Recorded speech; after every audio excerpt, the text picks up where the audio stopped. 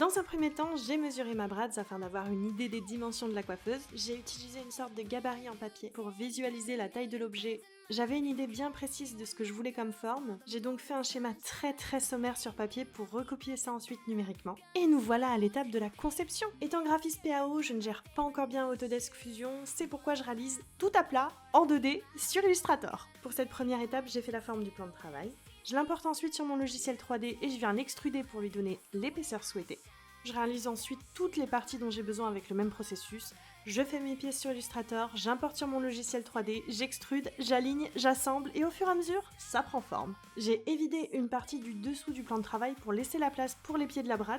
L'avantage, c'est que c'est en dessous donc ça ne se voit pas et en plus c'est pratique comme ça les grosses chaussures à plateforme ne gênent pas. Tout réaliser sur Illustrator et importer l'ensemble de mes fichiers sur Fusion n'est probablement pas la méthode la plus conventionnelle. Mais pour l'instant, j'ai réussi à faire tout ce que je voulais, ça marche donc ça me convient parfaitement. Cette coiffeuse comporte pas mal de parties, mais tout s'assemble super bien.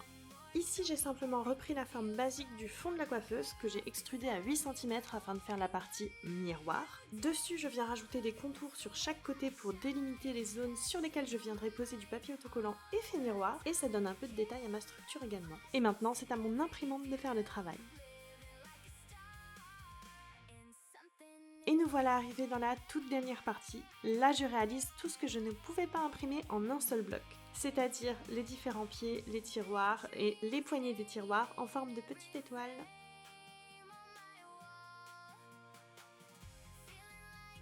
Une fois toutes mes pièces imprimées, j'arrive au moment pénible, l'assemblage. J'ai essayé la plastique glue de Citadel, ça fonctionne pas avec le PLA, la colle forte, très bof, donc j'utilise de la colle à faux ongles. Et voilà ce que ça donne une fois que tout est assemblé. On se retrouve plus tard pour la suite avec la peinture et la customisation.